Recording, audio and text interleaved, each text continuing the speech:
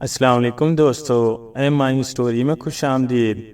پیارے دوستو، ملک دمان کا شہزادہ حمزہ ملک کی سیر و سیاحت کرنے کے بعد واپس اپنے ملک کی جانب جا رہا تھا۔ اسے اپنے محل سے نکلے ہوئے 3 ماہ ہو گئے تھے۔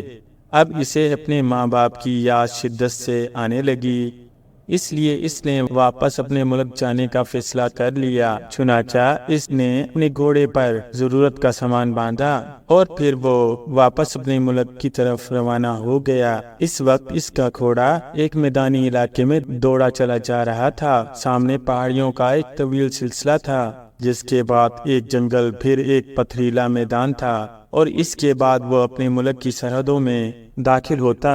لیکن وہاں تک پہنچنے کے لیے اسے ابھی 3 روز کا سفر کرنا باقی تھا۔ شہزادہ حمزہ صبح سے مسلسل گھوڑے کو دوڑائے چلے جا رہا تھا۔ اس نے نہ ہی راستے میں آرام کیا تھا اور نہ ہی کچھ کھایا تھا۔ اسی طرح اس کا گھوڑا بھی بھوکا پیاسا تھا، جس کی وجہ سے ان دونوں پر شدید تھکاوٹ غالب آتی جا رہی تھی۔ شہزادہ حمزہ ان پہاڑوں پر پہنچ کر کسی پہاڑی میں ہی جا کر دم لینا چاہتا تھا۔ آخر تیز رفتاری سے گھوڑا دوڑاتے ہوئے وہ اس پہاڑی علاقے میں پہنچ گیا۔ اس نے گھوڑے کی رفتار کم کی اور ان پہاڑیوں میں صاف ستھرے غار کو تلاش کرنے لگا۔ پھر اس نے ایک غار کو دیکھا تو وہ گھوڑے سے اتر آیا۔ اس طرف خاصی گھاس اگی ہوئی تھی۔ سامنے ایک چھوٹا سا تالاب بنا ہوا تھا، جس کا پانی چمک رہا تھا۔ شہزادہ حمزہ نے گھوڑے کو گھاس کھلانے اور پانی پینے کے لیے وہیں چھوڑ دیا اور گھوڑے کی پیٹھ سے بڑا سا تھیلا اتار کر غار کی طرف چل پڑا۔ غار کافی کشادہ تھی اور دور تک جاتا دکھائی دے رہا تھا۔ قدرتی طور پر بنا ہوا غار خاصاً صاف ستھرا تھا۔ شہزادہ حمزہ نے اسی غار میں آرام کرنے کا فیصلہ کر لیا۔ اس نے تھیلے سے ایک چادر نکال کر زمین پر بچھائی اور پھر اس نے تھیلے سے گوشت کے پارچے نکال کر کھانے شروع کر دیے۔ گوشت کے ساتھ اس نے پانی کی چھاکل بھی نکال لی تھی۔ خوب سیر ہو کر کھانے پینے کے بعد اس نے بچا ہوا سامان تھیلے میں رکھا اور کچھ دیر وہاں سستانے کے لیے لیٹ گیا۔ ایک تو شہزادہ حمزہ بے حد تھکا ہوا تھا، دوسرا اس نے پیٹ بھر کر کھانا کھایا تھا، اور تیسرا وہاں ٹھنڈی ٹھنڈی ہوائیں چل رہی تھی، جس کی وجہ سے نہ چاہتے ہوئے بھی اس کی آنکھ بند ہوتی چلی گئی اور چند ہی لمحوں میں وہ نیند کی وادیوں میں کھو گیا۔ جب شہزادہ حمزہ کی آنکھ کھلی تو ہر طرف گھپ اندھیرا ہو گیا تھا۔ اس قدر اندھیرے کو دیکھ کر شہزادہ حمزہ پریشان ہو گیا۔ اس نے سوچا کہ وہ اس قدر گہری نیند سویا تھا کہ اسے رات ہونے کا پتہ ہی نہ چل سکا۔ وہ اٹھا اور دیوار کا سہارا لیتے ہوئے غار کے دہانے کی طرف بڑھنے لگا، مگر غار کے دہانے کے قریب جا کر وہ رک گیا، کیونکہ غار کا دہانا بند ہو چکا تھا۔ جس جگہ دہانا تھا اب وہاں ایک بڑا سا پتھر پڑا ہوا تھا، جس نے غار کو اس طرح بند کر دیا تھا کہ باہر سے ہلکی سی روشنی بھی اندر نہیں آ رہی تھی۔ اوہو، یہ دہانا کیسے بند ہو گیا؟ شہزادہ حمزہ نے پریشانی کے عالم میں کہا۔ اس غار کو میں نے بند کیا ہے شہزادے۔ اچانک شہزادہ حمزہ کو ایک باریک مگر چیختی ہوئی آواز سنائی دی اور وہ چونک پڑا اور آنکھیں پھاڑ پھاڑ کر اندھیرے میں دیکھنے لگا، لیکن ظاہر ہے اس قدر اندھیرے میں اسے کوئی دکھائی نہیں دے سکتا تھا۔ کون ہو تم اور تم نے غار کیوں بند کیا ہے؟ شہزادہ حمزہ نے تیز لہجے میں کہا۔ میں جانگلوس ہوں، بونوں کا بادشاہ، آواز آئی۔ مگر تم نے غار کیوں بند کیا ہے؟ اسے کھولو، میں باہر جانا چاہتا ہوں، شہزادہ حمزہ نے کہا۔ اس کے لہجے میں بے پناہ غصہ گود کر آیا تھا۔ اگر تم اس غار سے باہر جانا چاہتے ہو تو تمہیں میرا ایک کام کرنا ہوگا، بونوں کے بادشاہ نے کہا۔ کیسا کام؟ شہزادہ حمزہ نے کہا۔ پہلے یہ بتاؤ، کیا تم میں کسی جادوگر سے لڑنے اور اس کا مقابلہ کرنے کی ہمت ہے؟ بونوں کے بادشاہ نے کہا۔ جادوگر؟ کیوں، کیا تم مجھے کسی جادوگر سے لڑانا چاہتے ہو؟ شہزادہ حمزہ نے کہا۔ ہاں بتاؤ، کیا تم کسی ظالم اور بے رحم جادوگر سے لڑ سکتے ہو؟ بونو کے بادشاہ نے کہا، ہاں، ظالموں کے خلاف لڑنے اور مظلوموں کی مدد کرنے میں ہر وقت تیار رہتا ہوں۔ شہزادہ حمزہ نے جواب دیتے ہوئے کہا، بہت خوب، تو سنو شہزادے، یہاں سے 1000 میل دور ایک میدانی علاقہ ہے۔ اس میں ایک ظالم جادوگر رہتا ہے جس کا نام تالاش جادوگر ہے۔ اس جادوگر نے میرے پاتال نگری میں آ کر ہماری ایک مقدس ہڈی چرا لی ہے۔ اس ہڈی میں اس نے اپنی ساری جادوئی طاقتیں قید کر رکھی ہیں۔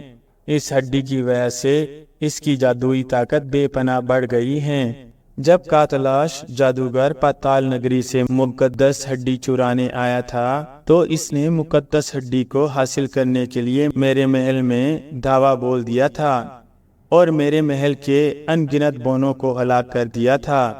ہر حال اس مقدس ہڈی کے پاتال نگری سے نکل جانے کی وجہ سے زمینی عذاب ٹوٹ پڑے تھے۔ پاتال نگری میں زلزلے آئے، سیلاب آیا اور ایسے ہی بے شمار آفاتیں آئی جن سے میری رعایا خوفناک سے خوفناک عذاب سے دوچار ہو کر ہلاک ہوتی چلی گئی۔ پاتال نگری کے ایک بزرگ بونے نے مجھے بتایا کہ یہ عذاب صرف مقدس ہڈی کی چوری ہونے کی وجہ سے آ رہے ہیں۔ اگر 10 روز کے اندر اندر مقدس ہڈی کو واپس پاتال نگری میں نہ لایا گیا تو پاتال نگری میں اس قدر عذاب آئیں گے کہ ہماری پاتال نگری کا نشان تک باقی نہ رہے گا۔ نیک بونے نے مجھے بتایا کہ اس کے لیے مجھے خود زمین کی سطح پر جانا پڑے گا۔ اس غار میں ایک نوجوان شہزادہ آئے گا، اگر وہ چاہے تو وہ کاتاش جادوگر کو ہلاک کر کے مقدس ہڈی ہمیں واپس دلا سکتا ہے۔ چنانچہ میں فوری طور پر اس غار میں آ گیا، مگر کئی روز گزر گئے، یہاں کوئی نہیں آیا۔ میں مایوس ہو رہا تھا کہ آخرکار تم یہاں کب آؤ گے، جس کا مطلب ہے تم وہی نوجوان شہزادے ہو جو اس کاتاش جادوگر کو ہلاک کر سکتے ہو۔ بونو کا بادشاہ کہتا چلا گیا، اوہو، اگر یہ سچ ہے اور کاتاش جادوگر نے ایسا کیا ہے تو مجھے بتاؤ کہ کاتاش جادوگر کہاں رہتا ہے۔ میں اس تک کیسے پہنچ سکتا ہوں اور اسے ہلاک کرنے کے لیے مجھے کیا کرنا ہوگا؟ شہزادہ حمزہ نے پوچھا۔ میں تمہیں بتا چکا ہوں شہزادے، کاتاش جادوگر یہاں سے 1000 میل دور ایک میدانی علاقے میں رہتا ہے۔ اس جادوگر کے پاس ایک جادوئی پرندہ ہے، سنہرے رنگ کا پرندہ جو دیکھنے میں انتہائی خوبصورت ہے۔ اس پرندے کی کمر پر سرخ رنگ کا ایک گنبد ہے۔ سنہری پرندہ انسانی دنیا میں آ کر خوبصورت لڑکیوں کو تلاش کرتا ہے اور پھر وہ اس لڑکی پر اپنا سایہ ڈال دیتا ہے، جس سے لڑکی ایک لمحے میں اس کی کمر پر موجود سرخ گنبد میں آ کر قید ہو جاتی ہے۔ پھر سنہری پرندہ اس لڑکی کو کاتاش جادوگر کے پاس لے جاتا ہے۔ کاتاش جادوگر میدان میں ہی اس پرندے کا انتظار کرتا ہے۔ جیسے ہی سنہری پرندہ لڑکی کو لے کر اس میدان میں جاتا ہے، کاتاش جادوگر سرخ گنبد سے اس لڑکی کو غائب کر کے نیچے لاتا ہے اور پھر اسے لے کر زمین کے نیچے موجود اپنے کسی غیبی محل میں لے جاتا ہے۔ اس بار سنہری پرندے نے اپنا سایہ ملک ساران کی شہزادی نور بخت پر ڈالا ہے اور شہزادی نور بخت اس کی کمر پر موجود سرخ گنبد میں قید ہو گئی ہے۔ سنہری پرندہ شہزادی نور بخت کو لے کر ابھی کچھ دیر بعد اس پہاڑی علاقے سے گزرے گا۔ اگر تم کسی اونچی پہاڑی کی چوٹی پر چڑھ کر کھڑے ہو جاؤ تو میں اپنی طاقتوں سے سنہری پرندوں کو اس چوٹی کے قریب سے گزرنے پر مجبور کر دوں گا۔ تم سنہری پرندے کی ٹانگیں پکڑ لینا۔ اس طرح شہزادی نور بخت کے ساتھ تم بھی اس سنہری پرندے کے ذریعے کاتاش جادوگر تک پہنچ جاؤ گے۔ جب تمہیں کاتاش جادوگر دکھائی دے تو تم آنکھیں بند کر کے ایسے بن جانا جیسے تم سو رہے ہو۔ تمہاری ایسی حالت دیکھ کر کاتاش جادوگر تم پر فوراً کوئی جادوئی وار نہیں کرے گا۔ پھر پرندہ جیسے نیچے آئے تم زمین پر کود جانا۔ کاتاش جادوگر تمہیں زمین پر دیکھ کر پریشان ہو جائے گا۔ اس کے ہاتھ میں سفید رنگ کی ایک ہڈی ہوگی، وہ اسی ہڈی سے تم پر جادوئی وار کرے گا، مگر میں تمہیں ایک پٹکا دوں گا جس کی وجہ سے کاتاش جادوگر کا تم پر کوئی جادوئی اثر نہیں کرے گا۔ وہ براہ راست تم سے مقابلے پر اتر آئے گا، تمہیں اس کا مقابلہ کر کے اسے ہلاک کرنا ہوگا۔ کاتاش جادوگر کے ہلاک ہوتے ہی سنہری پرندہ جل کر خاک ہو جائے گا اور سرخ گنبد میں کہ شہزادی نور بخت تمہارے پاس آ جائے گی، اور وہ سفید ہڈی بھی وہاں سے غائب ہو کر پاتال نگری پہنچ جائے گی۔ بونوں کے بادشاہ نے تفصیل بتاتے ہوئے کہا، ٹھیک ہے، میں اس ظالم جادوگر کو ضرور ہلاک کروں گا۔ تم ملک ساران کی جس شہزادی نور بخت کی بات کر رہے ہو وہ میری منگیتر ہے، اور بہت جلد اس سے میری شادی ہونے والی ہے۔ میری منگیتر کو بدبخت کاتاش جادوگر لے جائے، یہ کیسے ہو سکتا ہے؟ شہزادہ حمزہ نے غصیلے لہجے میں کہا، اوہو، پھر تو کاتاش جادوگر کو ہلاک کرنا تمہارے لیے بھی ضروری ہوگا۔ بونوں کے بادشاہ نے کہا۔ پھر شہزادہ حمزہ کو اپنی کمر پر ایک پٹکا سا بندھا ہوا معلوم ہوا۔ اس کے ہاتھ میں اچانک غار کے دہانے پر موجود پتھر غائب ہو گیا اور دن کی روشنی اندر آنے لگی۔ اس روشنی میں شہزادہ حمزہ نے بونوں کے بادشاہ کو دیکھا۔ وہ بالست بھر کا بونا تھا، اس نے بادشاہوں والا ذوق و برق لباس اور تاج پہن رکھا تھا۔ شہزادے نے دیکھا اس کی کمر پر ایک زرد رنگ کا پٹکا بندھا ہوا تھا جس پر سبز دھاریاں تھیں، اور اس پٹکے میں دائیں طرف ایک خنجر بھی اڑسا ہوا تھا۔ بونوں کے بادشاہ نے شہزادے کو بتایا کہ کاتاش جادوگر کو اس خنجر سے ہی ہلاک کرے کیونکہ وہ ایک مقدس خنجر ہے۔ پھر شہزادہ حمزہ غار سے نکل کر ایک اونچی پہاڑی پر چڑھ گیا، اس کی چوٹی پر آ گیا۔ کچھ دیر بعد اسے آسمان پر ایک بہت بڑا پرندہ اڑتا ہوا نظر آیا جو سنہری رنگ کا اور انتہائی خوبصورت تھا۔ اس کی پشت پر واقعی سرخ رنگ کا ایک بڑا سا گنبد بنا ہوا تھا جس میں شہزادی نور بخت بیٹھی نظر آ رہی تھی۔ اس لمحے پرندے نے غوطہ لگایا اور پھر وہ اڑتا ہوا عین اس چوٹی کے قریب آ گیا جس پر شہزادہ کھڑا تھا۔ سرخ گنبد سے شہزادی نور بخت نے بھی شہزادے کو دیکھ کر اسے پہچان لیا تھا۔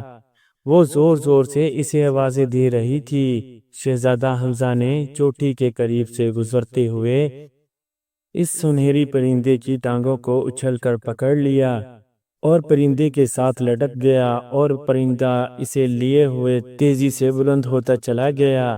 کئی پہر اڑتے رہنے کے بعد آخر پرندے نے نیچے جانا شروع کر دیا۔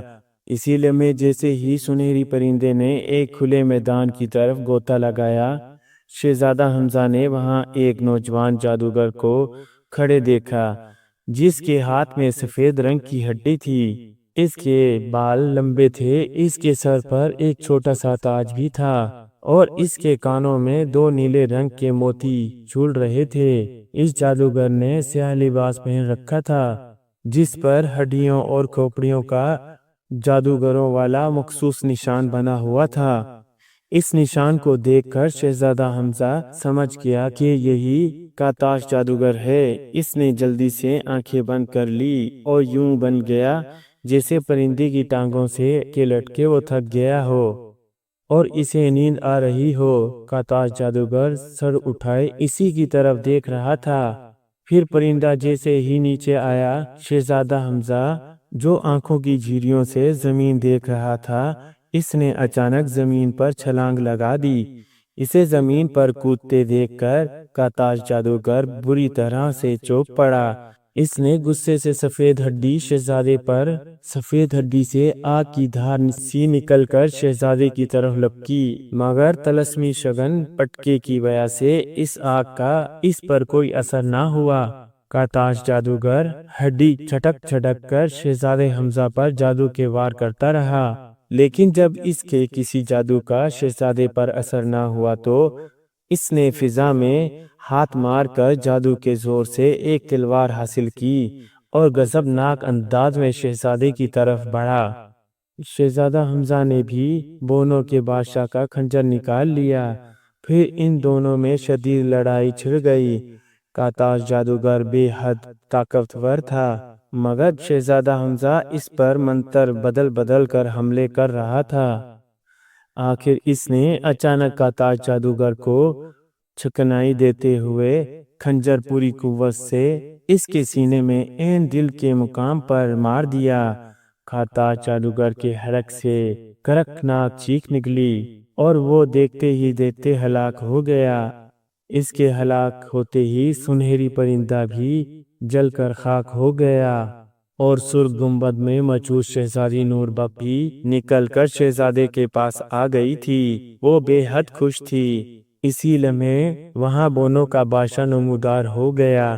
اس نے شہزادہ حمزہ کا شکریہ ادا کیا کہ اس کی وجہ سے ان کی مقدس ہڈی واپس پاتال نگری میں پہنچ گئی ہے۔ پھر بونو کے بادشاہ نے اپنے پر اسرار طاقتوں سے شہزادہ حمزہ اور شہزادی نور بخت کو واپس اس کی جگہ پہنچا دیا جہاں شہزادے کا گھوڑا تھا۔